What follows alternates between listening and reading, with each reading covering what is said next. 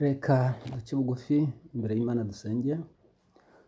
Uwiteka Mwami Imana kandi gitare cy'ibihe byose, uruwe rurakiranuka, uri Uwiteka niyo zina ryawe, izina ryawe ryera nirishimwe. Muri iki gitondo tugarutse imbere yawe tugushima Mwami kuko warinze ubugingo bwacu. Tugarutse imbere yawe muri ya gahunda nziza yo kwiga igitabo cy'uwifuzwa ibihe byose. Tukomeje kugusaba ngo ubwo twegereje imperuka,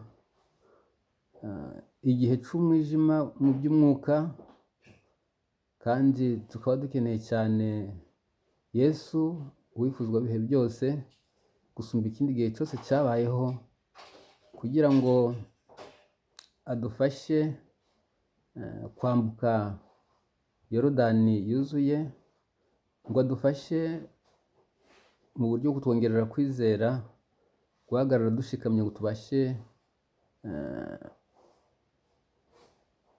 gutsinda umugaru utugose. Turakwinjiza Mwami uzakomeze kubana natwe. Iki gitondo turaguhamagaye by'umwihariko kuzuye uyoboreye gahunda, aba ari we utwigisha, aba ari we utuyobora, kandi ngo imibereho yawe dukomeje kwiga ibyakuranze uri mu isi, ndetse n'ibyo byose wakoze mu bwitange, mu bwihare no mu rukundo rutangaje, ngo bikomeze kutubera akabarore. Dukomeze Mwami Imana kubyigiraho, kandi tugerageze kugera ikirenge mu cyawe. Bane natwe utuyobore, dukomereze mu byo twizera, kandi twongere imbaraga muri uru rugendo. Twikwatse kuduhera mu izina rya Yesu Umukiza n'Umucunguzi wacu. Amen. Amen. Nanone turagarutse muri ya gahunda yacu yo kwiga igitabo. Ubwo twigaga igice cya 7 cy'iki gitabo, twabonyemo icyigisho kivuga ngo amabyiruka ya Yesu. Twabonye ko Yesu akiri umusore,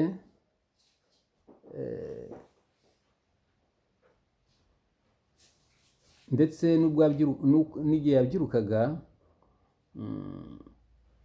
yari ahantu h'icyaro, yari aturanye n'abanyamusozi mu kirorero kitazwi gisuzuguritse cy'i Nazareti.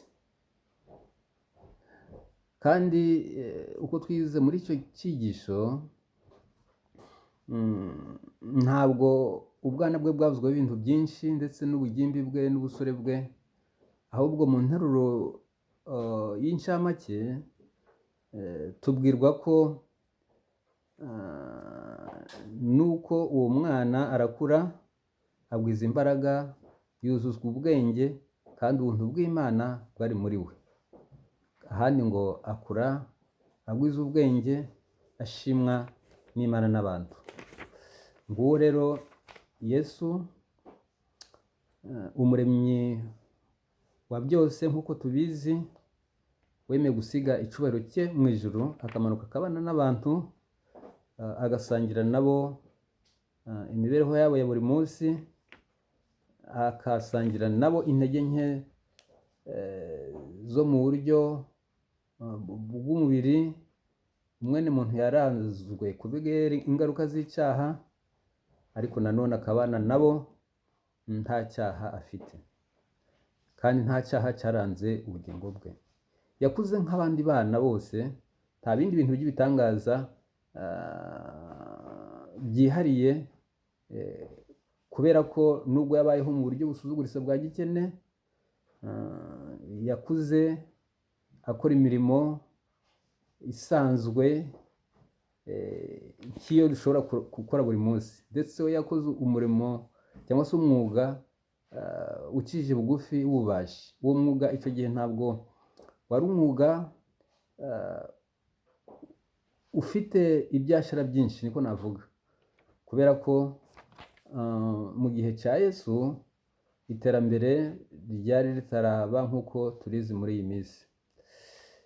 Rero yabayeho mu buzima bugoranye nk'uko twabibonye, yakoraga mu ibarazo rya se, kandi ibihe byinshi yigomaga ifunguro kugira ngo abashe kugaburira abakene. Twabonye nanone ko mu gihe cy'imibereho ye yose ku isi Yesu yari umukozi w'umunyamwete kandi yakoranaga ubwitonzi n'ubuhanga umurimo yakoraga. Iki gitabo cyadushishikarije yuko natwe tugomba gutoza urubyiruko, abana batoya, gukura bakora imirimo, cyane imirimo y'amaboko ituma bataba imburamukoro, ituma bongera ubwenge bwo mu buryo bw'intekerezo, ituma bakura bubaha Imana, bazi umurimo icyo ari cyo, kandi bagakura bakunda umurimo kugira ngo mu bihe bizaza uwo murimo uzabagirira akamaro. Twabonye Yesu nanone ukiri umusore, wa wundi Yesu wagiraga imbabazi, witaga ku tuntu twose, kugeza igihe cyo urukundo n'impuhwe byagaragaraga mu mibereho ye, yabigaragazaga mu buryo butari bumwe. Ngo ukubaho kwe kwagezaga umunezero kuri bose, ku basaza, ku bafite intimba, ku baremerewe n'umutwaro w'icyaha, ku bana bari mu dukino twabo, yemwe no ku tunyamaswa duto, kimwe n'inyamaswa zikorera imitwaro. Ibyo byose byaranze imibereho ya Yesu. Reka rero twige icyigisho gikurikiyeho kivuga ngo ajya muri Pasika. Ni iki cyigisho tugisoma muri Luka igice cya 2 umurongo wa 41 kugeza wa 51.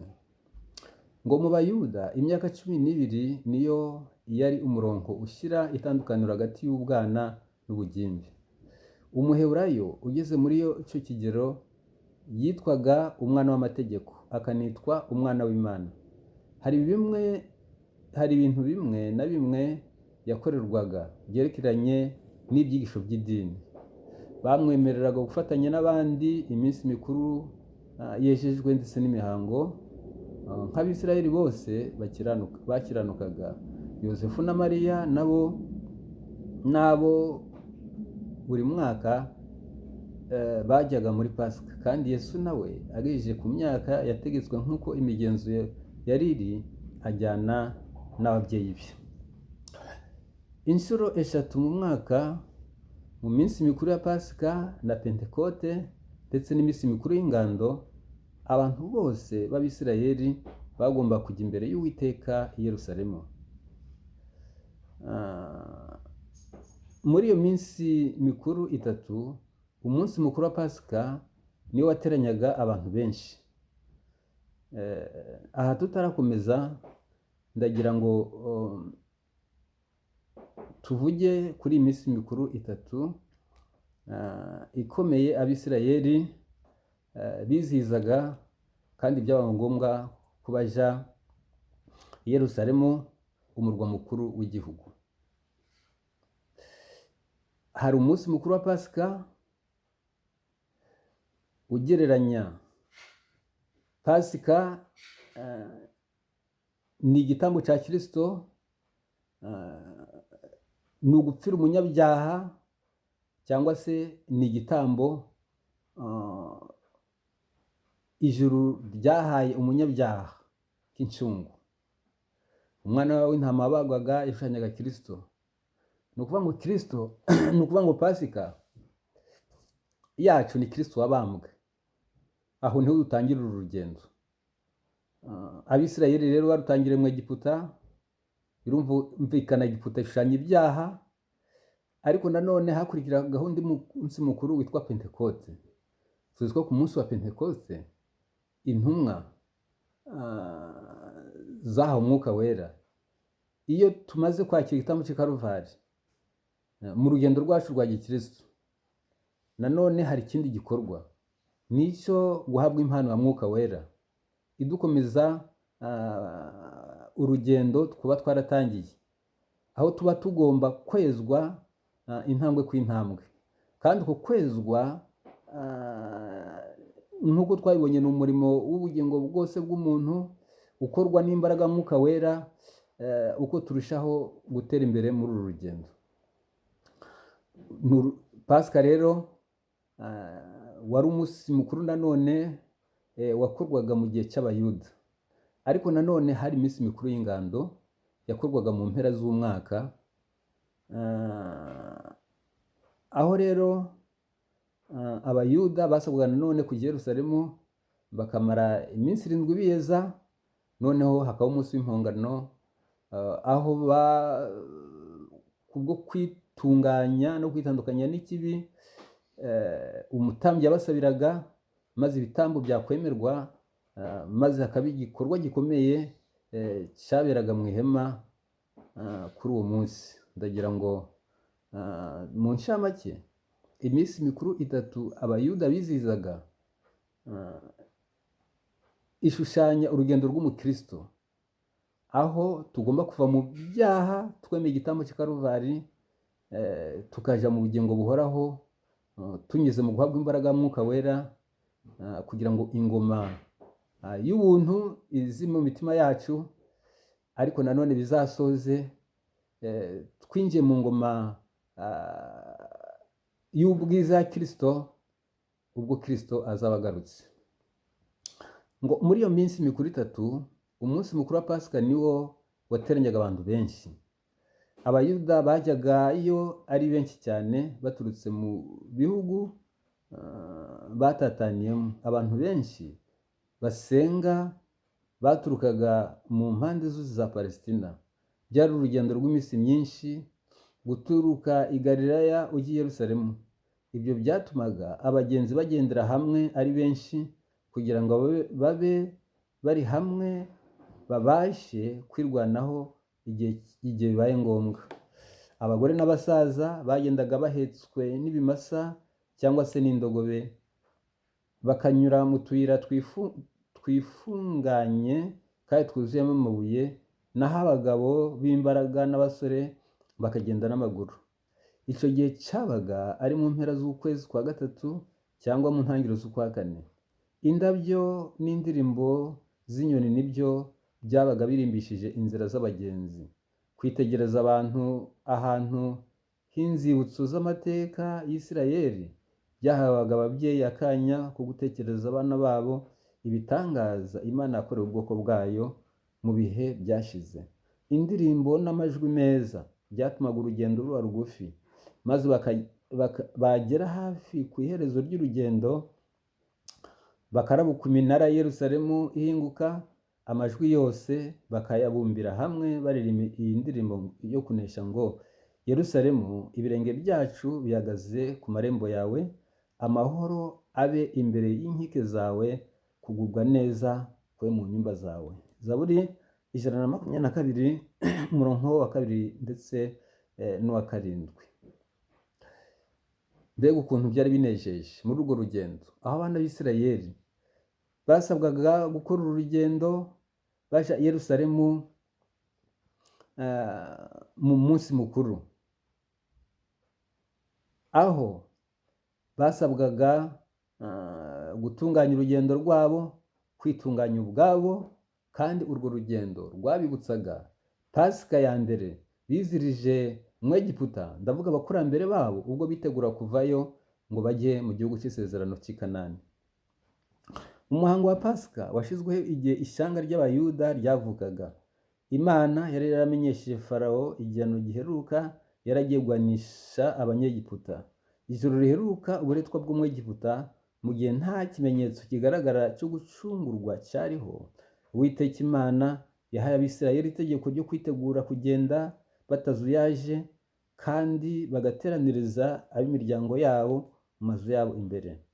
Bamaze gusiga amaraso y'umwana w'intama ku nkomanizo z'imiryango y'amazu yabo, bagomba kurya umwana w'intama wokeje, bakawurisha umutsima udasembuye n'imboga zisharira. Ibyo bifite ubusobanuro bukomeye mu byerekeye urugendo rw'umukristo, ariko cyane mu kurutangira.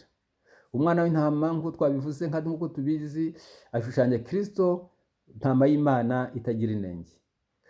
Kurya bawokeje bakawurisha umutsima udasembuwe n'imboga zisharira, ibyo bifite ubusobanuro bukomeye mu kwihana k'umukristo, ndetse ni muri ubwo buryo natwe iyo dutangira uru rugendo tuba dusabwa gukura imisemburo mu mazu yacu, umusemburo mu mitima yacu, cyangwa se icyaha muri make, kuko umusemburo ugereranya icyaha.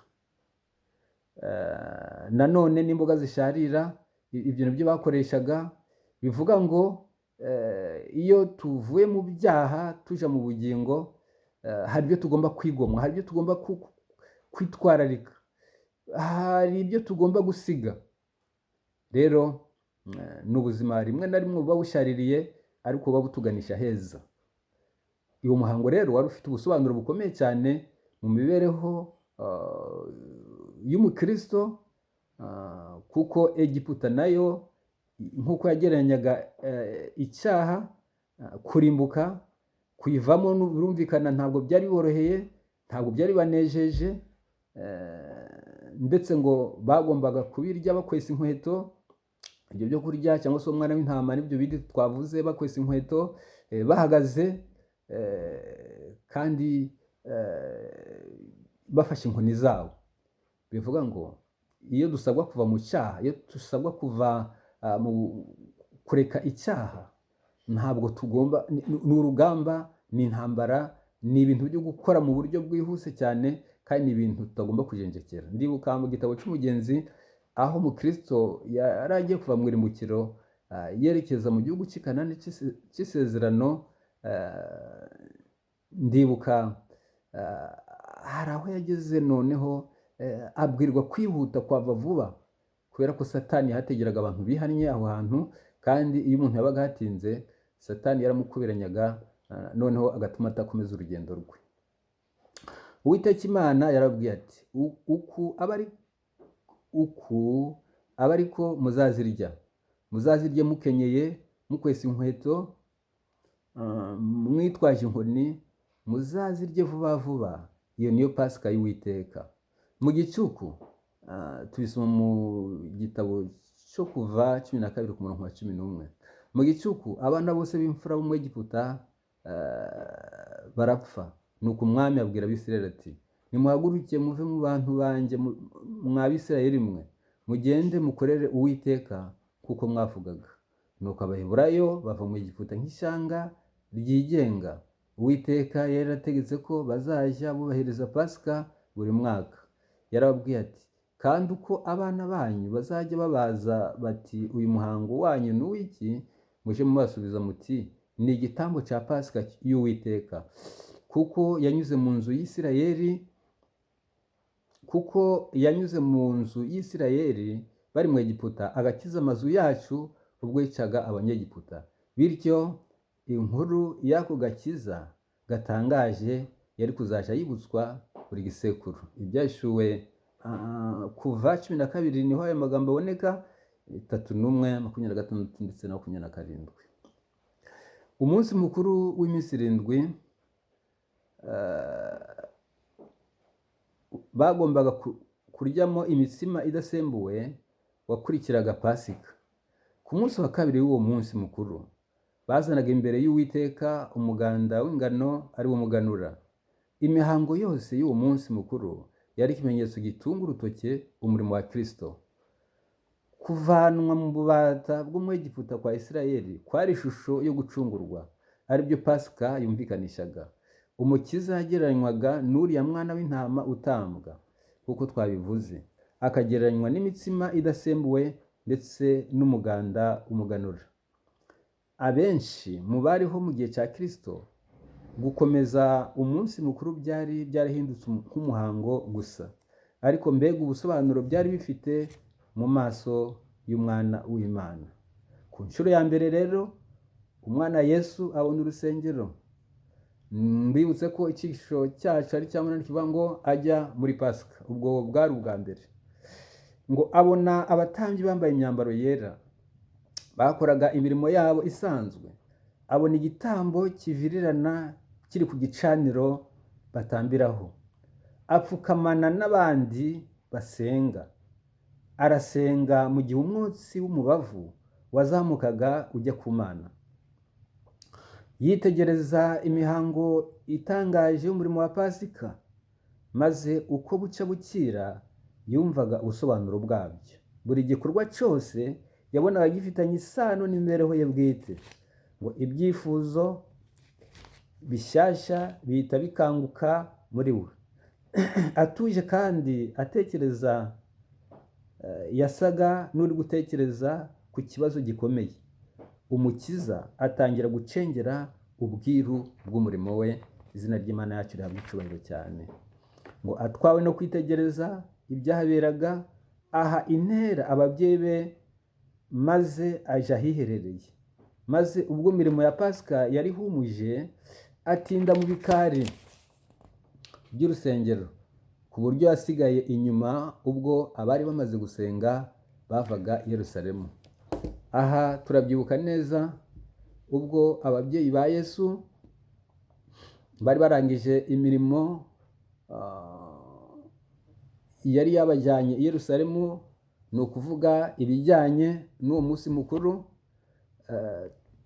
Muribuka neza ko Yesu bamushatse bakamubura, ngo yari yiheje gato, ariko muri uko kwiheza no gutembera cyangwa se no kuburana nabo, ngo hari umurimo Yesu yarimo akora. Yesu yarimo aganira n'abantu, areba ibikorerwa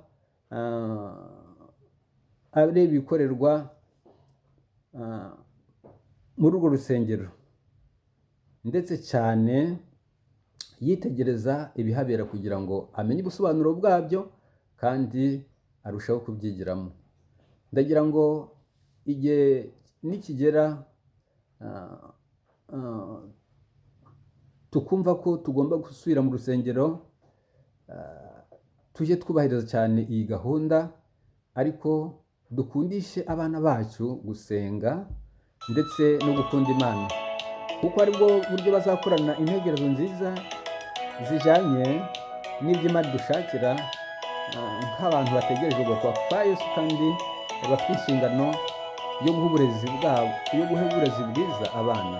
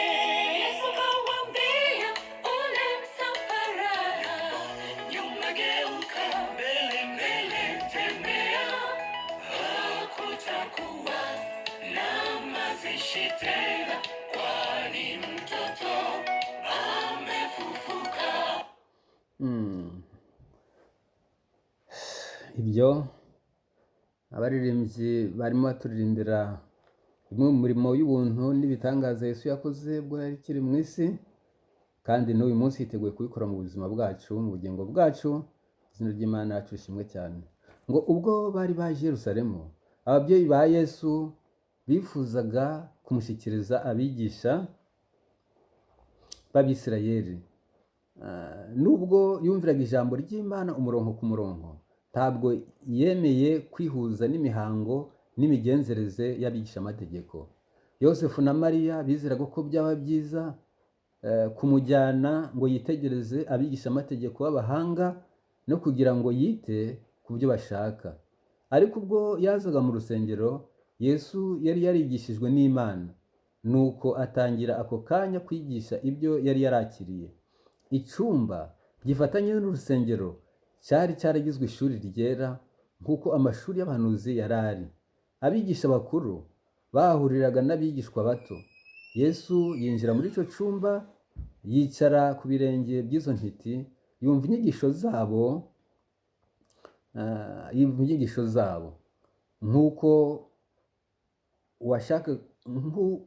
nk'umuntu washakaga kumenya. Yesu abaza abo bigisha ibyerekeye ubuhanuzi n'iby'ibintu biri kuba n'ibintu biri kuba bivuga ibyo kuza kwa Mesiya. Ndasubiramo tubashe kumvikana neza. Yesu yinjira muri icyo cyumba, yicara ku birenge by'izo ntiti, yumva inyigisho zabo. Nk'umuntu washakaga kumenya, Yesu abaza abo bigisha ibyerekeye ubuhanuzi n'iby'ibintu biri kuba bivuga ibyo kuza kwa Mesiya. Ni ukuvuga iby'umuhango wari uhari ndetse n'ibyo baganiraga byashakaga kwerekeza kuri Mesiya. Yesu yigaragaza nk'umuntu ufite inyota yo kumenya Imana. Ibibazo bye byerekeraga kuri buri kuri kwimbitse, kwibagiranya igihe kirekire, ariko kukaba gukenewe mu gukiza imitima. Buri kibazo cye, uretse guhishura ubuhanga buke kandi butimbitse bw'abo bigisha biyitaga abanyabwenge, cyanashyiraga imbere yabo inyigisho y'Imana kandi kikabereka uburyo bushya bw'ukuri. Abigisha amategeko bavugaga ko Mesiya yari agiye kuzamura ishyanga ry'Abayuda akarigeza ku rwego rwo hejuru. Ariko Yesu abibutsa ubuhanuzi bwa Yesaya, kandi anababaza ubusobanuro bw'imirongo igaragaza imibabaro n'urupfu rw'umwana w'intama w'Imana. Abigisha amategeko nabo baramubaza maze batangazwa n'ibisubizo bye. Yasubiraga mu magambo y'ibyanditswe byera, yijije bugufi nk'umwana muto, nyamara akabayishurira ubusobanuro bwimbitse ubwo abanyabwenge batashoboraga gushidikanyaho.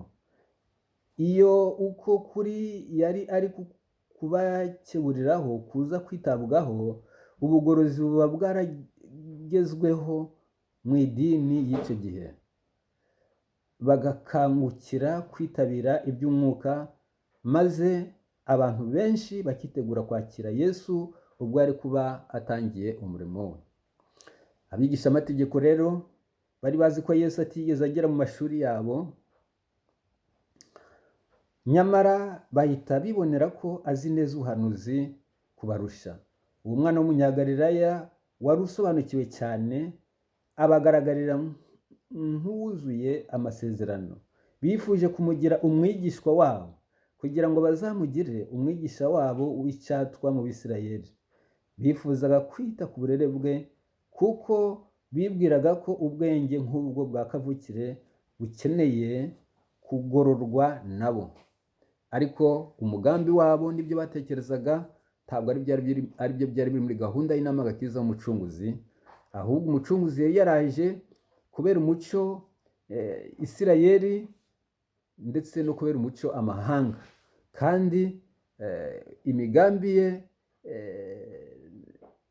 n'umurimo we wari uwo kuvugurura ishyanga ry'Abayuda. Ntabwo rero wari ari uwo kugendera ku nyigisho zabo cyangwa se wo kuba umukorana nabo, ahubwo umugambi we wari uwo kubera umucyo Isirayeli ndetse no gusobanura mu buryo bw'umwuka isezerano no kuvugurura isezerano Imana yagomba kugirana n'ubwoko bwayo.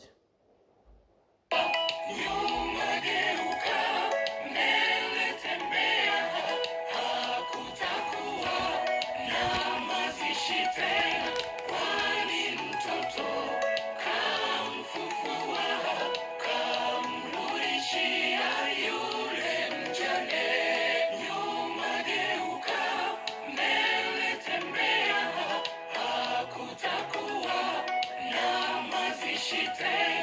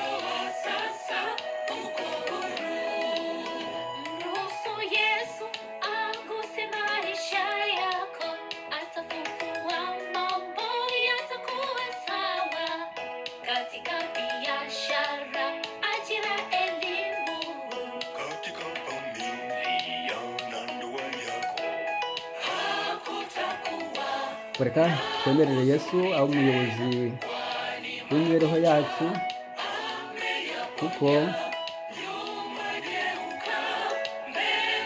ari we uzaduha intsinzi. Mu buyobozi bwe niho tuzagira amahoro, kandi ibintu byose bizatungana, bizagenda nk'uko Imana ishaka.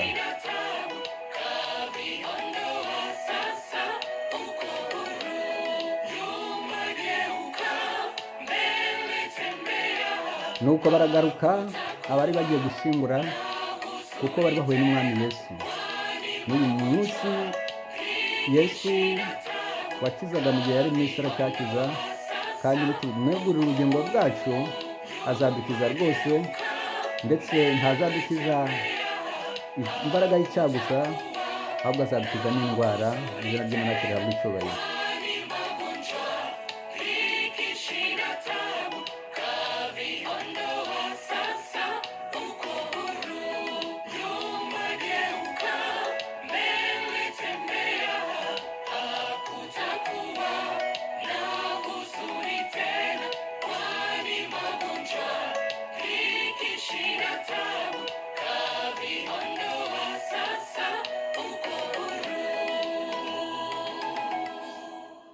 Reka dusenge. Mwami Imana yacu ikiranuka iri mu ijuru, mubyeyi udukunda, turagushimye ngo uhabwe icyubahiro mu isi no mu ijuru. Tubonye muri gitondo amagambo akomeye avuga ko ubwo umwami wacu yari ari mu isi, nawe yitabiraga gahunda zijanye n'ibyo kuramya, gahunda y'imigenzo n'iminsi mikuru yasuraga kuza kwe, ndetse na gahunda zo gucungura umuntu Kristo agomba kugiramo uruhare. Turamubona mu rusengero i Yerusalemu, yitegereza ibyakorwaga, abyiga, ndetse asobanukirwa neza ko ibyo byose byasuraga umurimo we. Turamubona aganira n'abigisha amategeko n'abakuru b'ubwo bwoko, agaragaza ubwenge n'ubuhanga. Reka tujye dufasha abana bakiri batoya gusobanukirwa n'ibyanditswe, kugira ngo bizababere amendeze yo kubaha Imana, kandi bazakure basobanukiwe neza n'umurimo Imana ishakira inyokomuntu, kandi babashe kubigiramo uruhare.